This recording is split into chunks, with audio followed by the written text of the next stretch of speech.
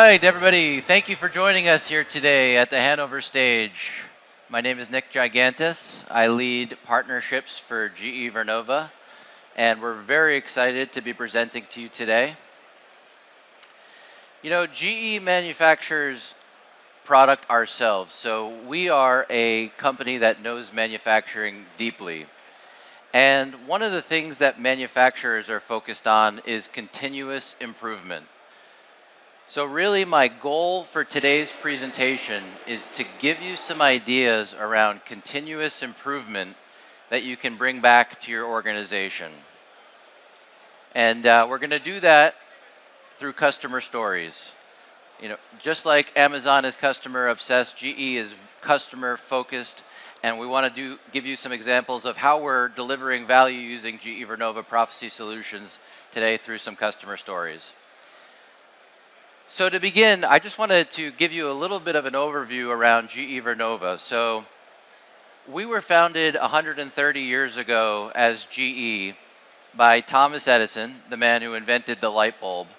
And we have a rich DNA of innovation in our history. Actually, 1 year ago today, we went public as GE Vernova, a brand new business. And so we're thrilled to be presenting to you today at the Hannover stage on our 1 year anniversary as a company. So GE Vernova is a business that's comprised of a power, wind, and electrification systems business.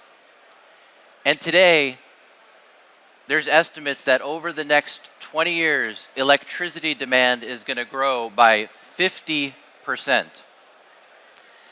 So why is that happening? Well, that's happening because companies are now using electricity to power data centers for generative AI. There's electricity demands that are coming from electric vehicles. And there's local manufacturing and industrial demands that are driving that need for electricity. So our mission as a company is to electrify while simultaneously decarbonizing the world. And given that we actually produce 25% of the world's energy, that's a really big ambition. And what we like to say is that we as an organization have the energy to change the world. So now that I've told you a little bit about GE Vernova, let's dive into a bit more about our software. So come with me on a journey of an electron. So an electron is created at a power turbine where we as GE Vernova electrification software are monitoring that turbine using our asset performance management software to make sure that it's running efficiently and that we can ensure we get ahead of any unplanned downtime or turbine failure. Once that electron is created, it's then passed on to the energy grid, where we as GE Vernova are using Grid OS software to monitor the transmission and distribution of those electrons across the world.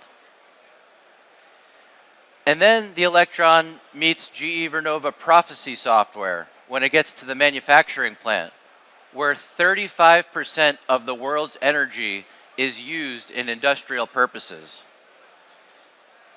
35% of the world's energy used in industrial purposes makes it critical that we as an organization are helping manufacturers use that energy efficiently, reducing waste in their business, having first-time right quality, and making sure that they're running the plant as effectively and efficiently as possible. So now that we've talked a little bit about our software business, let's dive into that manufacturing software, that GE Vernova Proficy software, where we're serving 20,000 customers across the world over the last 30 years. And let me start by saying that we're humbled and truly appreciative of our world-class manufacturers that use our software, many of you in the audience today and at the fair today. So thank you very much on behalf of GE Vernova. But we're humbled and we're also working to earn your business every single day. We're also appreciative of the industry analysts who've recognized the value that we're delivering for customers. In the last Gartner Magic Quadrant survey for MES, Gartner listed GE Vernova again as a leader in the space. And as part of Gus Gartner's Peer Insights survey, which is based on real voice of the customer feedback, our customers actually rated GE Vernova Proficy the customer's choice among all MES systems, including coming in #1 in sales and support experience. So that is really, truly impactful for us. We appreciate that. But as I mentioned earlier, we are a lean organization, right? So what does that mean? That means that we focus on lean as an operating method for our business. We set our strategy using an initiative called Hoshin Connery. We measure ourselves using bowlers. And when we are not performing, we do problem solving to get to a root cause analysis of the problem. And we host Kaizens to change and continuously improve our business. One of the other big aspects of lean is that when you're facing a problem, you actually go to Gemba. Gemba is the Japanese word for the real place, the point of impact. So we as an organization spend a lot of time going to Gemba with manufacturers to understand what challenges they're facing. We hear from you about how you're dealing with the rising costs of materials, the rising cost of energy, the difficulty to find labor that can do the job for you and you can retain within your organization, having to change your production lines to evolve for changing customer demand. You know, a great example of that is electronic vehicles or all the new SKUs that come on in the food and beverage CPG industries. One common theme that we continue to hear and we continue to focus on is that manufacturers want to increase their throughput, not by adding more lines at a plant or a new plant entirely, and not by adding more employees at a particular plant. They want to increase their throughput by leveraging the plant that they have, optimizing it, and running it more efficiently. So that's a challenge that we are constantly looking for new ways to solve. We do that with our Smart Factory Proficy software today, and we're always looking, what is the next way? What is the next thing that we can do in order to solve that challenge of increased throughput without actually increasing the capacity? Well, I'm thrilled to introduce today that we have a brand new way of solving that challenge with Proficy Scheduler officially being introduced to the market as a part of our portfolio. So Proficy Scheduler is one of the keys to unlocking finite capacity at your manufacturing floor, providing clear visual instructions and scheduling that all on your manufacturing floor can see and understand. So if you're craving capacity, you can run Proficy Scheduler to unlock that capacity, and we couldn't be more excited to introduce that today. So as we look at our suite of Proficy on AWS solutions, Scheduler is going to be an excellent addition to our Smart Factory suite, both as a component of combination with our Smart Factory MES, as well as a standalone solution for customers who are just looking for finite capacity scheduling to unlock that capacity. We've had a great success our first few years of running Proficy solutions on AWS. There's been a lot of great customer feedback. We're very excited to talk to you more about how this solution might be able to work for you. And with that, I'm thrilled to introduce Hans Lingard up to the stage to talk more about Proficy Scheduler. Hans? Thank you, Nick. All right. Good afternoon, Hannover. Good to see so many of you. My name is Hans Lingard. I'm with GE Vernova and representing the Proficy Scheduler / Robex. Yeah.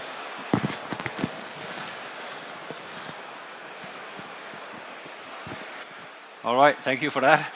Representing the scheduler product, also known as Robex, and I'm the scheduling leader at GE Vernova. Proficy Scheduler / Robex, it's an application that's been around for a while. It's used by hundreds of small to medium-sized enterprises, but also large enterprises and manufacturers. And this is across a wide range of industries: discrete, batch or process-oriented, but also hybrid industries. So it's been around for a while, and this is the most recent version that we are launching and introducing today to run on AWS Cloud. And basically, it's an electronic Gantt chart, very traditional, like these Gantt charts will look. So within this chart, you can do automatic and manual production planning. It runs in a standard browser, obviously on the cloud. It combines capacity scheduling with activity scheduling. It integrates upwards to ERP systems. Also runs as embedded inside the MES level and integrates to the shop floor, typically via the MES system. Besides being a production scheduling system, it also, at some point in time when the planner is happy about the plan, he will release that and expect things to happen on the factory floor.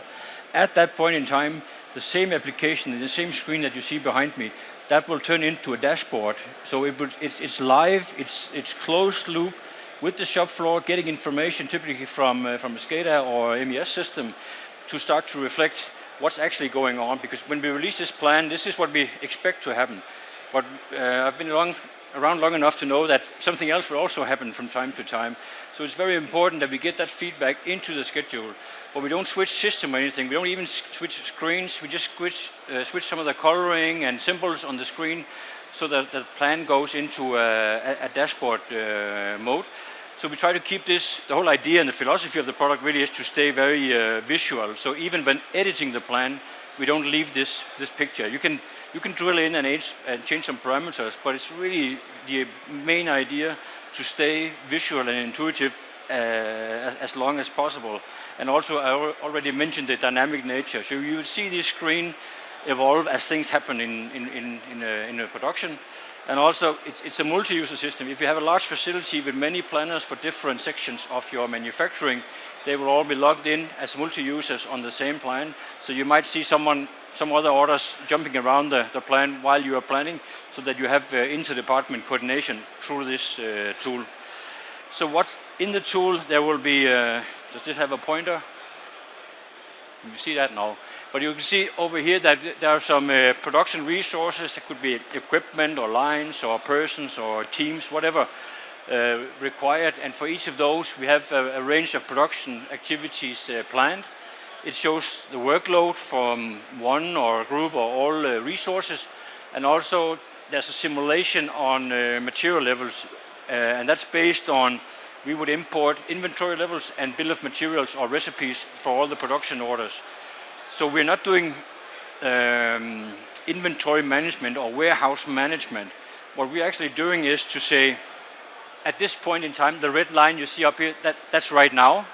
So we will take a snapshot as a baseline. What do we have on inventory of different materials, and what do we have on buffer stock on the shop floor? And if we proceed with the production plan as suggested by the planner, then we can simulate what will happen to our inventory levels of different materials on different storage locations. And for many companies, this is extremely powerful because the availability of either material or storage space or both can be very important for a planner to make one decision or another. And to have that presented visually while you're actually doing the planning is very powerful in those industries. So with the orders, we have obviously all the process steps, and for each process step, we have the bill of material, what's consumed, what's generated for the next part of the process. Manpower, another issue. To make an order, we might need operators and fitters or setup personnel to prepare for that. And all of that is included in the schedule to really accommodate on as much as possible as we can, and also as much as realistically to include in the plan to make it a detailed and valid production schedule. So that's the whole idea. This is the last filter and last level of detail before planned activities are released into production for execution. In that sense, it also means that the planning horizon of a tool like this, some customers will just look for one shift, so 8 hours, others for one day, more, maybe a week ahead, 3-4 weeks ahead. You can look infinitely if you want to. It's a flexible time horizon, but it's very detailed, and there's no reason to do detailed scheduling today on something happening next month. But the idea is that the demand is individual from customer to customer, so it's a flexible horizon. But this is the dynamic and detailed closed-loop scheduling on not just a plan, what do we want to do, but based on what we want to do and what's actually going on in the shop floor, how fast are things moving, how far are everything else that we already started, what can we expect, and what do we want to do on the next shift, next day, next week, and so on. So this is the nature of the tool. All right. Going back to some of the customer stories that Nick mentioned, we have one here from Noyon, formerly AkzoNobel. So this is a chemical manufacturer that and basically they have the entire suite that Nick was presenting, from SCADA, MES, and the scheduler. So this is the full solution, basically with every IT system below the ERP and above the execution level on the shop floor, the physical production. So they had some demands to replace paper-based processes, but also to monitor and document what was going on in production. And different parts of the Proficy suite will do exactly those different things. And they wanted the scheduler as well. So they decided to implement the whole suite on a large number of sites, actually. So this was a rollout over several years for many different sites. So with the scheduler, the plant apps, and the iFix SCADA, and also the historian for documenting process data collected from the production. And with that, they were able to increase 20% in capacity. So this is the important part, this is without adding more lines or people or more shifts or whatever. This was the capacity they were running at. So 20% was disappearing, or at least not identified and used or seized, or whatever word you would use before that. But with these tools, you would know what goes on. You would have the overview to make fast decisions. Okay, is this what's happening? This is what we're going to do right now, this shift or tomorrow. And to have that close loop and be very dynamic in the planning, this is the way to catch these pieces of a capacity. It's not like there was an extra day waiting for us of production. This is a percent here and a percent there, and that's the problem. They will get lost if you don't try to monitor and control and seize every single opportunity when it presents itself. So that's the real nature of this and power of it. So this, for me, this is a brilliant example how detailed scheduling works closely connected with an MES system, because the planning will have that as a very valid baseline on what is the situation right now on the shop floor. So this was the full suite. The next example is a company called Australian Body Care. They make personal care products, skin care and lotions and so on. And they also had some challenges that we very often come across. So many manufacturers are trying to do some production planning, detailed scheduling in the ERP system. Not many ERP systems do that very well, so they would try to mend that or complement that with spreadsheet-based production scheduling, and at some point in time that will have its limitations as well, or some disadvantages. So Australian Body Care was a company in that situation. They were also a company that they were on a mission. They were on a strong growth trajectory, and it was a concern that if we were not able to control the production better, how are we going to increase that? We'll just become more and more inefficient. So they were on the look to really digitalize their procedures to enable scaling and growth.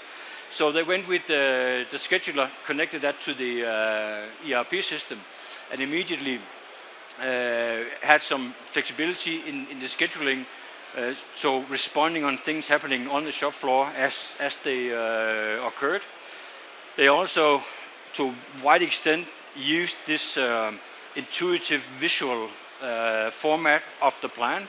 So to make that available on big screens, on small screens, on devices to all people in the company, so that everyone from basically purchasing and even sales through production would be on the same page. What's going on in production? What can we expect? So you start to see improved collaboration between different departments because they were simply on the same page in the book, production scheduling wise. So that was a, call it side effect, or it was definitely, it was intentionally by the company, but you can't be sure that happens. But in this case, it really showed a big difference that they were able to share the always current plan across the organization. All right, and the final one I would share is, here we go.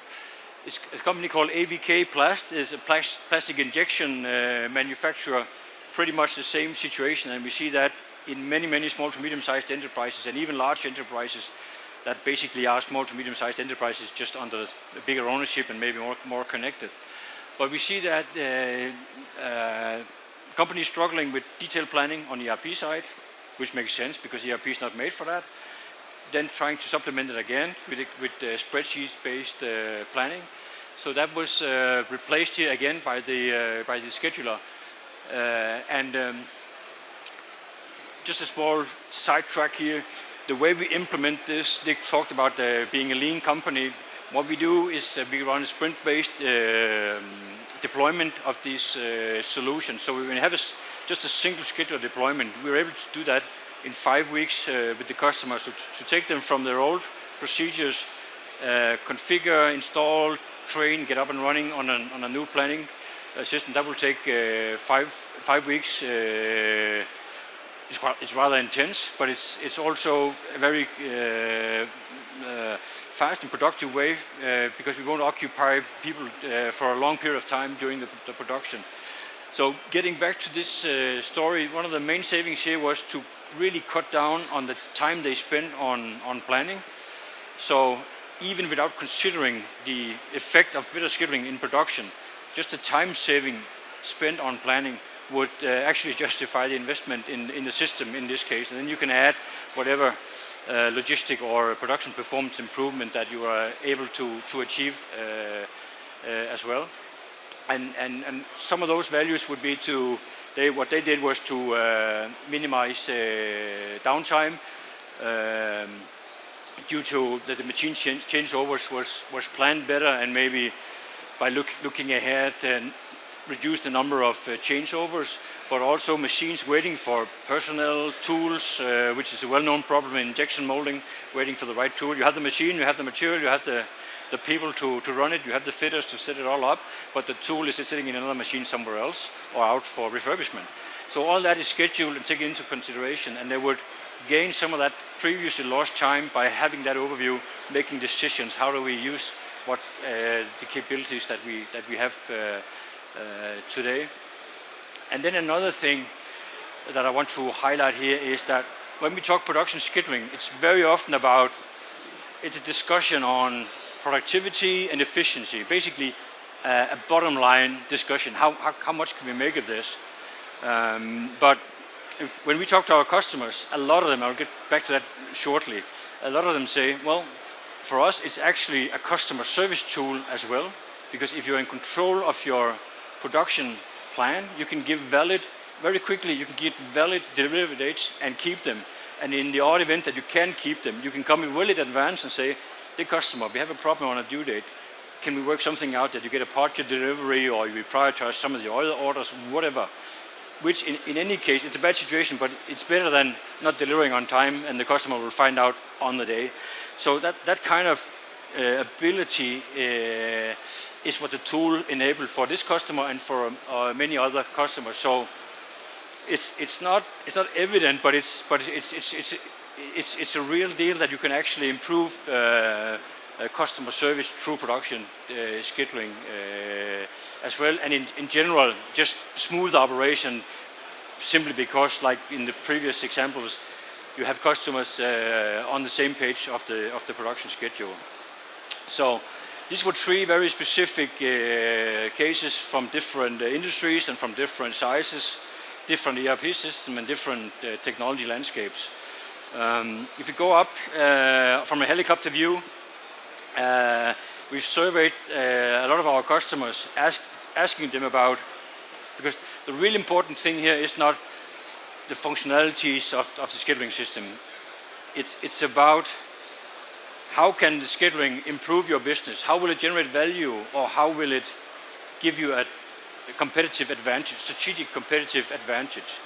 Which, my recommendation, that's the most important question to ask, because you can spend years implementing scheduling systems that can do a lot, but maybe you just need a simple system that will do exactly what you need to generate more value and become competitive. And when I'm talking about becoming competitive, as an example, we would typically ask our customers, what kind of company are you? What kind of company do we want to be? And they could say, well, we're a small company, we want to grow. Okay, we will make you a scheduling solution that will help you to stay in control of the production while you grow, so that you don't lose it. And it's proven difficult to be efficient and grow, but you can improve if you have the right tools to do so.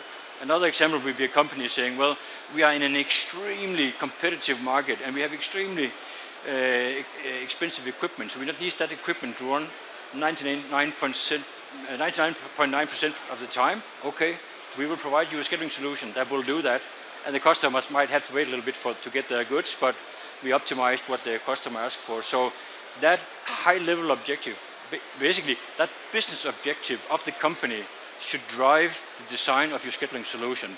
I won't get much more into that. I'll just try to speak about these three examples, which are the top three identified value providing aspects of planning. I already touched on the 100% of the customers, of our customers report that they experience lower salary cost. That could be save time to the planning, but it could also be reducing the amount of overtime spent in production, which is the most used way to accommodate fluctuations in workload.